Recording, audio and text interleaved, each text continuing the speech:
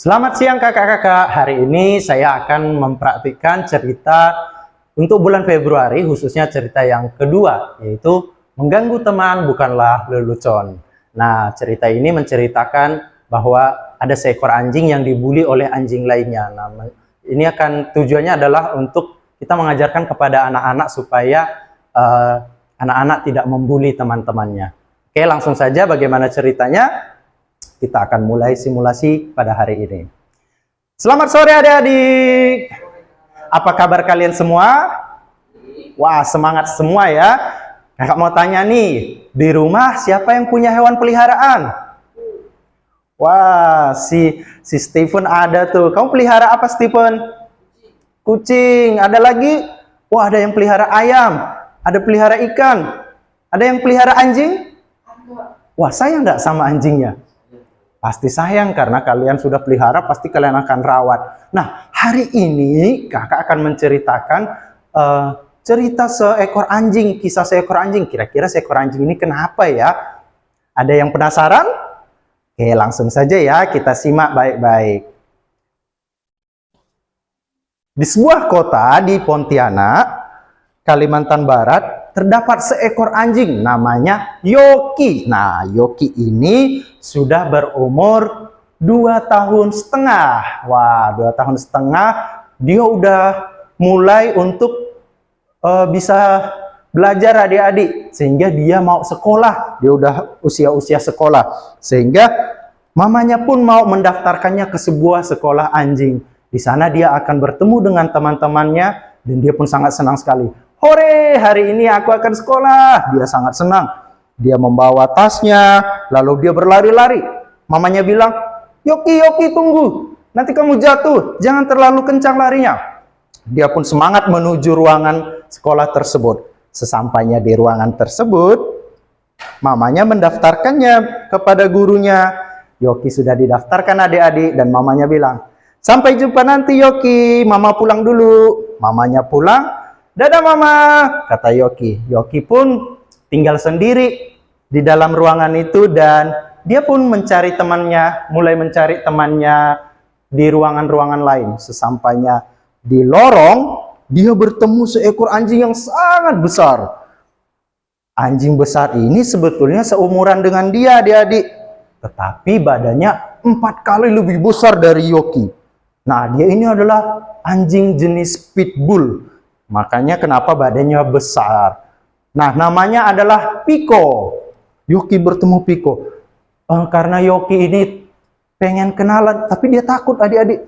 Tapi dia pengen punya teman, dia berusaha untuk mau kenalan sama Piko. Hai, namaku Yoki. Nama kamu siapa? Namaku Piko, katanya. Wah, seram sekali suaranya adik-adik. Dia adalah anjing yang sombong dan suka mengolok-olok temannya, suka membuli temannya. Kamu adalah anjing yang kecil. Kakakku pernah bilang, anjing sepertimu adalah anjing anak mami, katanya. Kau tidak layak berada di sini, kata si Piko. Lalu Piko mendorong si Yoki hingga terjatuh ke pasir adik-adik, mencengkramnya, lalu memukulnya dengan keras di sini. Hingga si Yoki merasa kesakitan. Aduh, jangan pukul aku. Kenapa kamu mukul aku? Aku kan hanya ingin berteman denganmu, kata si Yoki. Hahaha, anjing sepertimu tidak layak di sini, kata si Piko. Kemudian si Piko pun meninggalkannya dalam keadaan terjatuh dan si Yoki merasa ketakutan adik-adik. Dia menganggap bahwa si Yoki ini adalah lelucon saja, sehingga dia mengganggunya. Selama di sekolah tersebut adik-adik, mulai dari TK, SD sampai SMP, si Yoki ini selalu dibully oleh si Piko. Bahkan sekarang adik-adik, dia membawa teman-teman yang lainnya untuk membuli si Yoki. Badan Yoki walaupun udah SMP, badannya tetap kecil adik-adik. Tetapi berbeda dengan si Piko.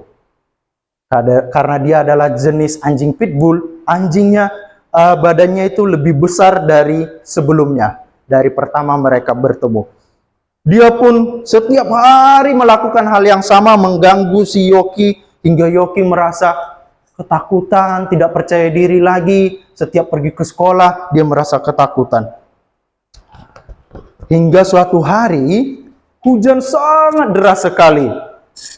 Yoki berlari-lari menuju sekolah.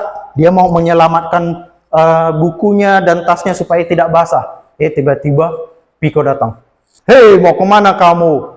Anjing kecil, kamu tidak bisa pergi dariku, katanya kan. Tolonglah, aku ingin pergi. Aku akan nanti bukuku basah, Piko, tolong, katanya. Dasar anjing lucu sepertimu harus diberi pelajaran, katanya gitu. Dia pun mencegatnya dan si Yoki itu tidak bisa melewatinya, adik-adik. Yoki hanya bisa menangis, dia ketakutan. Katanya, bukuku udah basah, katanya gitu kan. Kemudian si Piko pun meninggalkannya dalam keadaan yang tidak berdaya.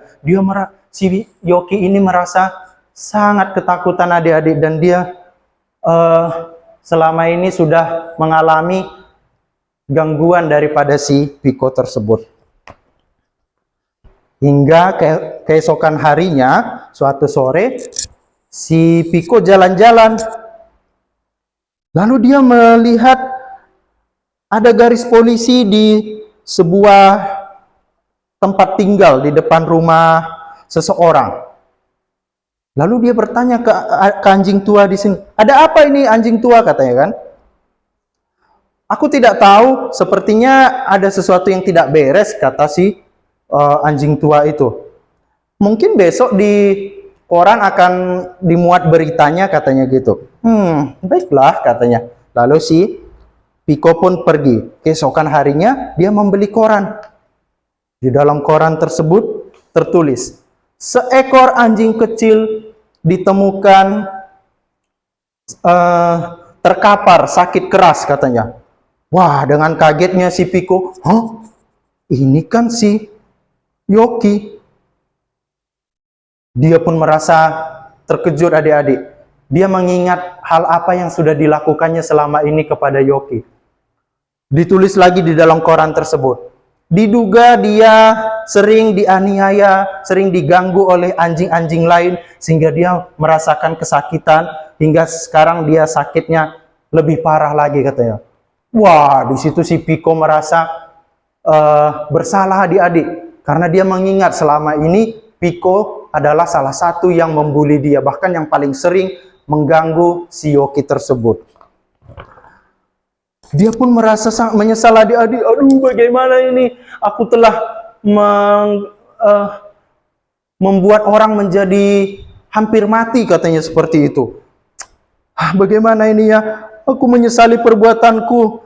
Akhirnya, keesokan harinya si Piko ini pun mendatangi Yoki. Dia minta maaf, lalu dia berusaha untuk tidak mengulangi kesalahannya lagi. Dan Yoki pun memaafkannya, karena Yoki ini hatinya baik, adik-adik. Sehingga mereka pada akhirnya menjadi berteman.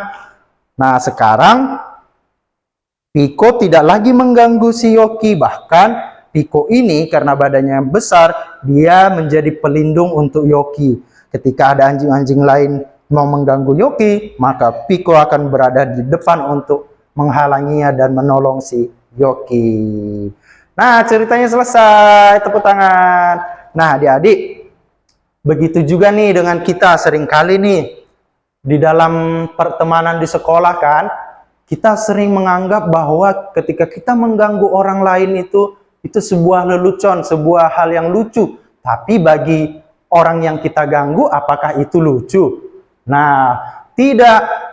Dia merasakan, bisa saja ya, dia merasa ketakutan, trauma, atau bisa seperti yang dialami oleh Yoki tadi. Nah, adik-adik, hari ini kakak mau mengajarkan, mau memberitahu kita semua bahwa Tuhan Yesus atau Tuhan sudah mengasihi kita. Oleh karena itu, Tuhan tidak pernah mengajarkan kita untuk melakukan hal yang seperti itu. Justru Tuhan mengajari kita untuk saling mengasihi sesama kita, sesama teman kita, ya, tidak boleh mengejeknya atau menganggapnya sebagai yang paling lemah daripada kita sehingga kita meremehkannya. Justru kita diajarkan untuk saling mengasihi. Walaupun teman kita menurut kita lebih lemah, kita sebagai yang lebih kuat, kita berfungsi untuk menolong orang tersebut. Oke adik-adik? Oke, sampai di sini cerita hari ini. Sampai ketemu minggu depan. Bye-bye.